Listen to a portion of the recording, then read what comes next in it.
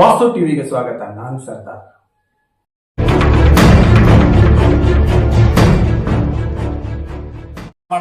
Ready sir. ಎಂದು ದೆಹಲಿಯ ಚುನಾವಣೆ ಫಲಿತಾಂಶ ಘೋಷಣೆಯಾಗಿದೆ.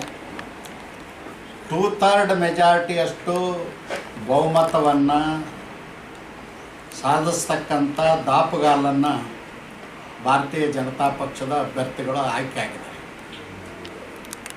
ನಾವು ಮೊಟ್ಟ ಮೊದಲಿಗೆ ಈ ದೇಶದ ಪ್ರಧಾನಮಂತ್ರಿಗಳಾಗಿರ್ತಕ್ಕಂಥ ನರೇಂದ್ರ ಮೋದಿಜಿ ಅವರಿಗೆ ಅಭಿನಂದನೆಗಳನ್ನು ಸಲ್ಲಿಸ್ತೀನಿ. ಅವರ ನಾಯಕತ್ವದಲ್ಲಿ ಸುಮಾರು 11 ವರ್ಷಗಳ ಕಾಲ ಈ ದೇಶದ ಪ್ರಧಾನಮಂತ್ರಿಯಾಗಿ ಅತ್ಯುತ್ತಮ ಆಡಳಿತವನ್ನು ಮಾಡಿದ್ದರ ಪರಿಣಾಮ ಇವತ್ತು ದೆಹಲಿಯಲ್ಲಿ ಭಾರತೀಯ ಜನತಾ ಪಕ್ಷ ಅಧಿಕಾರಕ್ಕೆ ಬರ್ತಾಯಿದೆ. ಸ್ವಾತಂತ್ರ್ಯ ಬಂದು 75 ವರ್ಷದ ಇತಿಹಾಸದಲ್ಲಿ ಕೇಜ್ರಿವಾಲ ಅಂತಕ್ಕಂಥ ಒಬ್ಬ ವ್ಯಕ್ತಿ ಆಮ್ ಆದ್ಮಿ ಪಕ್ಷ ಅಂತೇಳಿ ಹುಟ್ಟು ಹಾಕಿ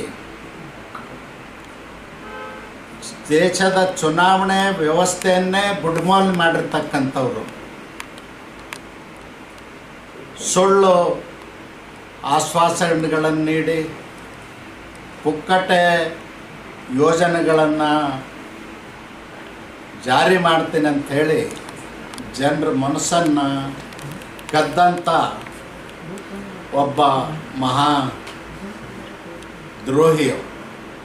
ನಾನು ಯಾಕೆ ಆ ಶಬ್ದ ಬಳಸ್ತೀನಿ ಅಂದ್ರೆ, ದೇಶದ ಚುನಾವಣೆ ಭಾಳ ಪಾರದರ್ಶಕವಾಗಿ ವ್ಯವಸ್ಥಿತವಾಗಿ ನಡೆದು ಬಂದಂಥದ್ದನ್ನು ಅಧಿಕಾರದ ದುರಾಸೆಗಾಗಿ ಅವರು ನೀರು ಪುಕ್ಕಟ್ಟೆ ಕೊಡ್ತೀನಿ, ವಿದ್ಯುತ್ ಪುಕ್ಕಟ್ಟೆ ಕೊಡ್ತೀನಿ, ಬಸ್ ಪುಕ್ಕಟ್ಟೆ ಕೊಡ್ತೀನಿ, ಅಕ್ಕಿ ಕೊಡ್ತೀನಿ, ಬ್ಯಾಳೆ ಪುಕ್ಕಟ್ಟೆ ಕೊಡ್ತೀನಿ ಅಂಥೇಳಿ ಬಡವರ ಮನಸ್ಸನ್ನು ಕದ್ದಂಥವ್ರು. ಬಡವರಿಗೆ ಆಸೆ ಹಚ್ಚಿ ಓಟ್ ಪಡೆದು ದುರಾಡಳಿತವನ್ನು ಮಾಡಿ 10 ವರ್ಷದಲ್ಲಿ ಇಡೀ ಪ್ರಪಂಚದಲ್ಲಿ ಯಾವುದೇ ಸರ್ಕಾರ ಮಾಡದೇ ಇರುವಷ್ಟು ಭ್ರಷ್ಟಾಚಾರ ಮಾಡಿ ಜೈಲಿಗೆ ಹೋಗಿ ಜೈಲಲ್ಲಿದ್ದರೂ ಕೂಡ ಅವರು ರಾಜೀನಾಮೆ ಕೊಡಲಿಲ್ಲ.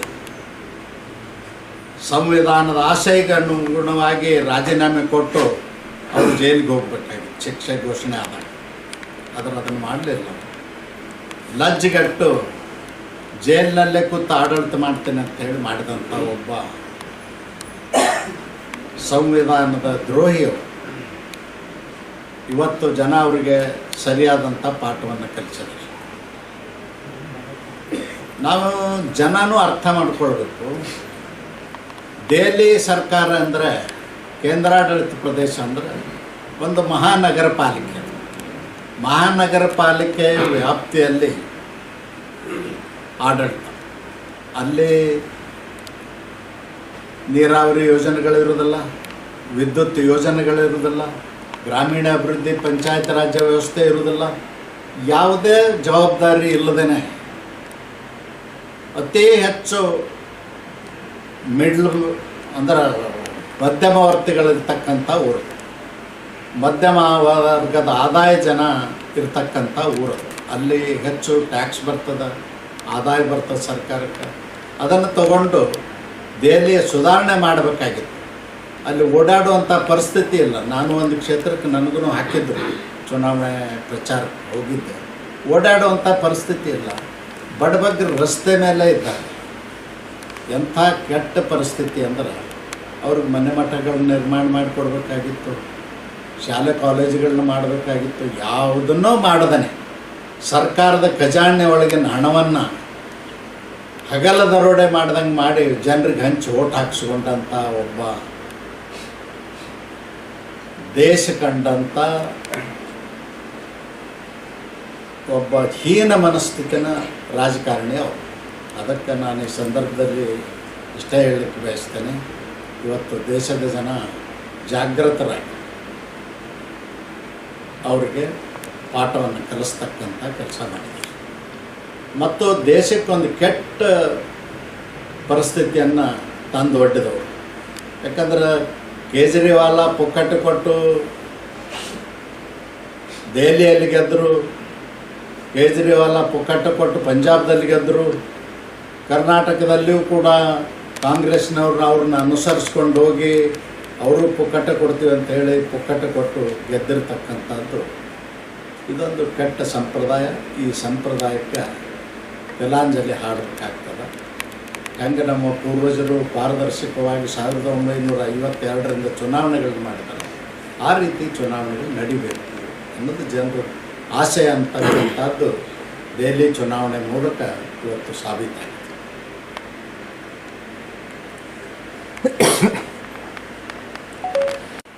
ರಾಜ್ಯಕ್ಕೆ ಸಂಬಂಧಪಟ್ಟಂಗೆ ಏನು ಎರಡು ಬಣಗಳು ಭಿನ್ನಮತ ರಾಜ್ಯ ಅಧ್ಯಕ್ಷರ ಆಯ್ಕೆ ಸಂಬಂಧಪಟ್ಟಂಗೆ ಬಹಳಷ್ಟು ಗೊಂದಲಗಳು ನಿರ್ಮಾಣ ಆಗಿದೆ. ತಾವು ಏನು ತಟಸ್ಥ ಬಣದಲ್ಲಿದ್ದೀರೋ ಅಥವಾ ಯಾವ ಬಣದಲ್ಲಿದ್ದೀರಿ ಮತ್ತು ಇದ್ರ ಬಗ್ಗೆ ತಮ್ಮ ಅಭಿಪ್ರಾಯ ಏನು ಸರ್? ನಾವು ಪಕ್ಷದ ವ್ಯವಸ್ಥೆ ಒಳಗಿದ್ದೀವಿ. ಪಕ್ಷ ನಮ್ಮೆಲ್ಲರಿಗೂ ತಾಯಿ ಸಮಾನ, ತಾಯಿ ಇದ್ದಾಗ ಪಕ್ಷದ ನಿರ್ಣಯಗಳೇ ನಮಗೆ ಅಂತಿಮ. ಈಗ ಆಗ್ತಿರೋ ಭಿನ್ನಾಭಿಪ್ರಾಯ ಏನಂತೀರ ಸರ್? ಯಾವ ಸರಿ ಹೋಗುತ್ತೆ? ಎಲ್ಲ ಪಕ್ಷಗಳಲ್ಲೂ ಇರ್ತದೆ, ಹಾಗೆ ನಮ್ಮ ಪಕ್ಷದಲ್ಲೂ ಅದ, ಇಲ್ಲ ಅಂತ ನಾನು ಹೇಳೋದಿಲ್ಲ. ಅದನ್ನು ಸರಿ ಮಾಡ್ತಕ್ಕಂಥ ಕೆಲಸ ನಮ್ಮ ದೆಹಲಿ ನಾಯಕರು ಕೆಲವೇ ದಿನಗಳಲ್ಲಿ ಮಾಡ್ತಾರೆ. ತಾವೇನು ಸಲಹೆ ಕೊಡೋಕ್ಕೆ ಬಯಸ್ತೀರಿ ಸರ್ ಎರಡು ಬಣಗಳು? ನಾನೇನು ಸಲಹೆ ಕೊಡೋದು, ಯಾಕಂದ್ರೆ ನಮ್ಮದೊಂದು ರಾಷ್ಟ್ರೀಯ ಪಕ್ಷ. ನಮ್ಮ ರಾಷ್ಟ್ರೀಯ ಪಕ್ಷಕ್ಕೆ ತನ್ನದೇ ಆದಂಥ ಜವಾಬ್ದಾರಿ ಇದೆ. ನಮ್ಮ ಪಕ್ಷಕ್ಕೊಂದು ಸಂವಿಧಾನ ಇದೆ. ನಮ್ಮ ಪ್ರಕ್ರಿಯೆಗಳೆಲ್ಲವೂ ಕೂಡ ರಾಷ್ಟ್ರೀಯ ಅಧ್ಯಕ್ಷರು ಹಿಡಿದು ಮಂಡಳ ಅಧ್ಯಕ್ಷರವರೆಗೂ ನಮ್ಮ ಪಕ್ಷದ ಸಂವಿಧಾನ ಪ್ರಕಾರನೇ ಆಯ್ಕೆ ಪ್ರಕ್ರಿಯೆಗಳು ನಡೀತದೆ.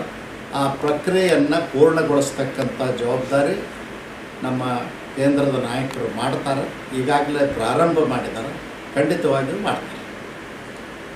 ಸರ್, ದೆಹಲಿಯಲ್ಲಿ ಕಾಂಗ್ರೆಸ್ ಶೂನ್ಯ ಒಂದು ಸ್ಥಾನ ಎಲ್ಲಿವರೆಗೂ ರಾಹುಲ್ ಗಾಂಧಿ, ಸೋನಿಯಾ ಗಾಂಧಿ ಮತ್ತು ಈಗ ಮೂರನೇದಾಗಿ ಪ್ರಿಯಾಂಕಾ ಗಾಂಧಿಯವರು ಸರ್ವಾಧಿಕಾರಿಗಳಾಗಿ ಕಾಂಗ್ರೆಸ್ಸನ್ನು ಮುನ್ನಡೆಸ್ತಾರೆ, ಅಲ್ಲಿವರೆಗೂ ಇದೇ ಪರಿಸ್ಥಿತಿ ಇರ್ತದೆ. ಇನ್ನೂ ಕೆಟ್ಟ ಪರಿಸ್ಥಿತಿಗೆ ಹೋಗ್ತದೆ. ಕಾಂಗ್ರೆಸ್ ನಶಿಸಿ ಹೋಗುವಂಥ ಕಾಲ ಬರ್ತದೆ.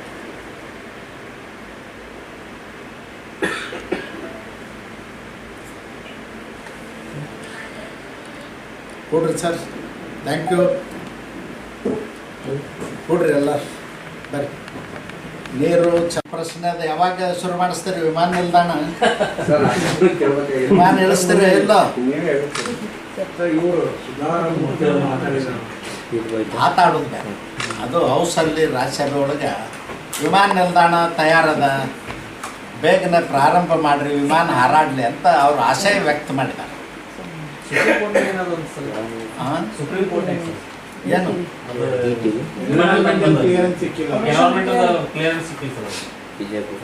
ಸುಪ್ರೀಂ ಕೋರ್ಟ್ ಅಂದ್ರೆ ಯಾವುದೋ ಒಂದು ಎರಡು ಏರ್ಪೋರ್ಟ್ದು ಸಂಬಂಧ ಇಲ್ಲಿ ಇದರಿಂದ ಕೋರ್ಟೇನ ಇದು ಮಾಡಿದೆ. ಒಬ್ರು ಯಾರೋ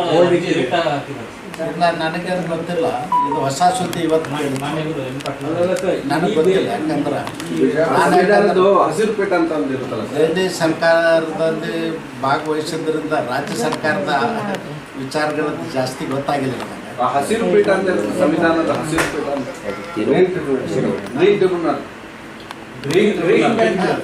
ಅದು ಪರ್ಮಿಷನ್ ಕೊಟ್ಟಿಲ್ಲ ಅಂತ ಅದೇನು ಕೊಡ್ತಾರೆ ಫಾರ್ಮಾಲಿಟೀಸ್. ಈಗ ಎನ್ವೈರ್ಮೆಂಟ್ ಕ್ಲಿಯರೆನ್ಸು ಅವೆಲ್ಲ ಫಾರ್ಮಾಲಿಟೀಸ್ ಅಷ್ಟೇ ಮಾಡ್ಬೇಕು. ಈಗೆಲ್ಲರಿಗೂ ಕೊಡೋಲ್ಲ. ಶಿವಮೊಗ್ಗದಂಥ ಮಲೆನಾಡ್ನಾಗ ಕೊಟ್ಟಾರೆ, ನಮ್ಮದೇನು ಹಂಗೇನ್ರ ಇದ್ರೆ ನಾವು ಫಾಲೋ ಅಪ್ ಮಾಡ್ತೀವಿ. ನನಗೆ ಗೊತ್ತಲ್ಲ, ನಮ್ಗೆ ಎನ್ವಿರಾನ್ಮೆಂಟಲ್ ಕ್ಲಿಯರೆನ್ಸ್ ಇದ್ದೇ ಅದಕ್ಕೆ ಓಲ್ಡ್ ಆಗಿದೆ. ಇಲ್ಲ, ಅದಕ್ಕೆ ಹಾಗೇನಾದ್ರೂ ಇದು ನಮಗೂ ಹೇಳಿದ್ರೆ ನಾವು ಅಟೆಂಡ್ ಮಾಡ್ತೀವಿ. ಅದೇ ಪ್ರಶ್ನೆ. ಪಾಲನೆ ಮಾಡಿಲ್ಲ ಅಂತೇಳಿ ರಿಟ್ ಅರ್ಜಿ ಹಾಕ್ಯಾರ ಸರ್. ಇಲ್ಲಿದಲ್ಲ ಸರ್, ಬೇರೆ ಯಾವುದೋ ಏರ್ಪೋರ್ಟ್, ಬೇರೆ ಏರ್ಪೋರ್ಟ್ ಅದಕ್ಕಾಗಿ ಅಪ್ಲೈ ಮಾಡಿದ್ದಾರೆ. ಅಂದ್ರೆ ನಮ್ಮಲ್ಲಿದೇನು ಎಲ್ಲ ಕ್ಲಿಯರೆನ್ಸ್ ತಗೊಂಡೆ ಸ್ಟಾರ್ಟ್ ಮಾಡಿದೀವಿ. ನಮ್ಮದೇನು ಪ್ರಶ್ನೆ ಇರ್ಲಿಕ್ಕಿಲ್ಲ. ಬಟ್ ಗ್ರೀನ್ ಟ್ರಿಬ್ಯುನಲ್ದು ಅದು ನನಗೆ ಐಡಿಯಾ ಇಲ್ಲ ಏನಾಗಿದೆ ಅಂತ ಹೇಳಿ ತಿಳ್ಕೊತೀನಿ. ಕೆಲವು ಎಕ್ವಿಪ್ಮೆಂಟ್ಸ್ ಖರೀದಿ ಮಾಡ್ಬೇಕಂತ ಅಲ್ಲ ಇಕ್ವಿಪ್ಮೆಂಟ್ ಖರೀದಿ ಅದೆಲ್ಲ ಮಾಡಬೇಕು ಅವೆಲ್ಲ. ಅದೇನೋ ಅದೊಂದು ಪೆಂಡಿಂಗ್ ಇದೆ. ಇಕ್ವಿಪ್ಮೆಂಟ್ ಖರೀದಿ ಅದೇನು ರೆಡಿಮೇಡ್ ಇರ್ತಾವೆ, ಸಿಗ್ತಾವೆ, ಏನು ಮಾಡುವಂಥದ್ದು. ಈಗ ರನ್ವೇ ನಿರ್ಮಾಣ ಮಾಡಿದಂಗೆ ಮಾಡೋದು, ಕಟ್ಟಡ ಕಟ್ಟಿದಂಗೆ ಏನು ಇರೋದಿಲ್ಲ, ರೆಡಿಮೇಡ್ ಇರ್ತಾವೆ, ಕೊಡ್ತಾರೆ, ಸಿಗ್ತಾವೆ. ಆದಷ್ಟು ಬೇಗನೆ ಆಗಲಿ ಅಂತ ಅಷ್ಟೇ. ನಾವು ಈಗ ಡೆಲ್ಲಿಯಿಂದ ಅಲ್ಲೇ ಇಲ್ಲೇ ಹೋಗೋದ್ರ ಬದಲಿ ಇಲ್ಲೇ ಬಂದು ಇಳಿದು ಬಿಡ್ತೀವಿ. ಯಾಕಂದ್ರೆ ನಂದು ಒಂದು ಭಾಳ ದಿವಸದ ಆಸೆ ಅದ, 50 ವರ್ಷದ ಆಸೆ ಅದ. ನಾನು ಸರ್ವಿಸ್ನಾಗಿದ್ದಾಗ ವಿಮಾನ ನಿಲ್ದಾಣ ಆಗಬೇಕು ಅಂತೇಳಿ ಬುರಾಣಪುರ ಮುಂದೆ ವಿಮಾನ ನಿಲ್ದಾಣ ಅಂತೇಳಿ ಬುರಾಣಪುರ ಅಂತೇಳಿ ಸರ್ವೆ ಮಾಡಿ ಕಳಿಸ್ತಿದ್ವಿ.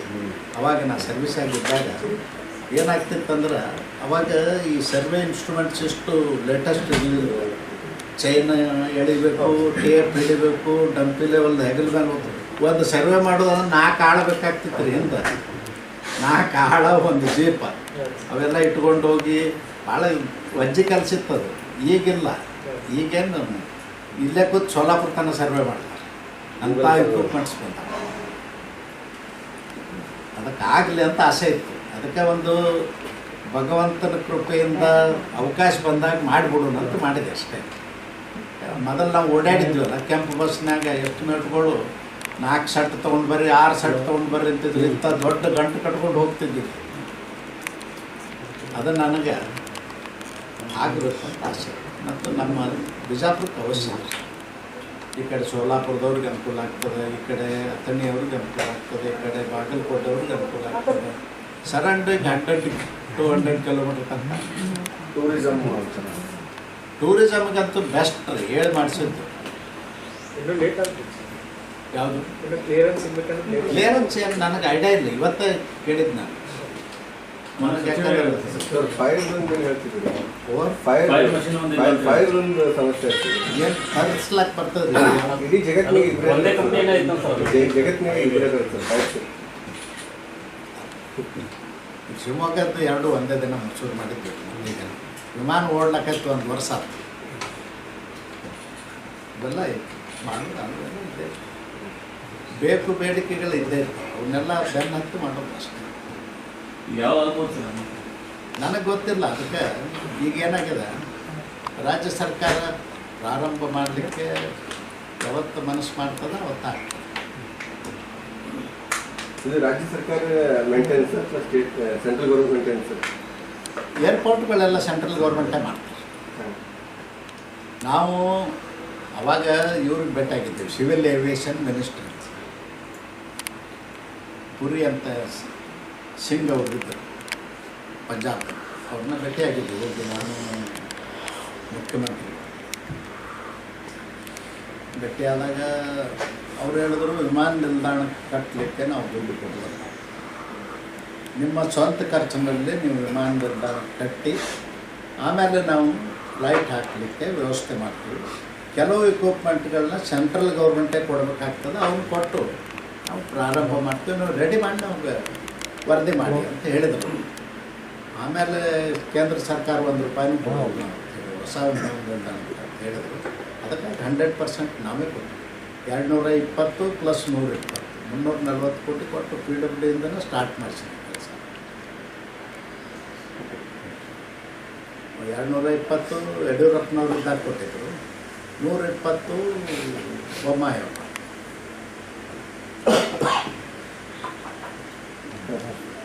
S sir, thank you.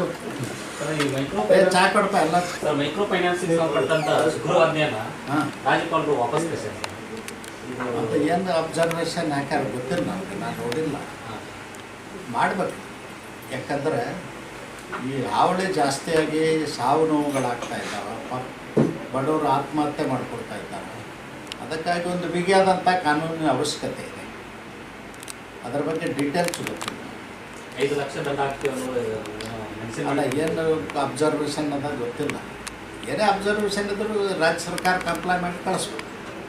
Sir, ಅವ್ರಿಗಿಂತ ಈ ಮೀಟರ್ ಬಡ್ಡಿ ದಂಧೆ ಮಾಡ್ತಾರಲ್ಲ ಸರ್, ಅವ್ರದ್ದು ಜಾಸ್ತಿ ಆಗಿದೆ ಸರ್. ಈ ಮೀಟರ್ ಬಡ್ಡಿ ದಂಧೆ ಮಾಡ್ತಾರಲ್ಲ ಸರ್, ಅವ್ರದ್ದು ಅವೇ ಜಾಸ್ತಿ ಆಗಿದೆ ಸರ್.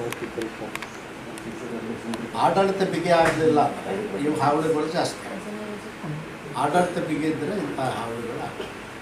ಬಿಗಿ ಆದಂಥ ಆಡಳಿತ, ಸರ್ಕಾರದ ಭಯನೇ ಯಾರಿಗೂ ಇರಲಿಲ್ಲ ಅಂದ್ರೆ, ಕಾನೂನಿನ ಭಯನೇ ಯಾರಿಗೂ ಇರಲಿಲ್ಲ.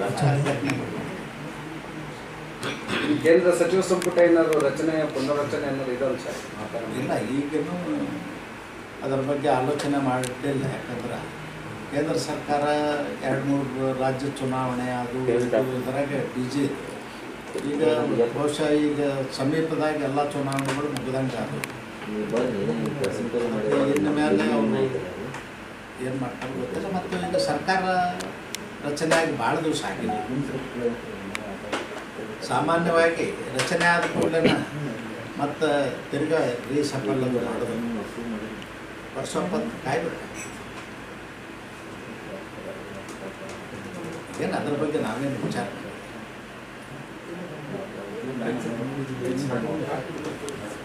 Thank you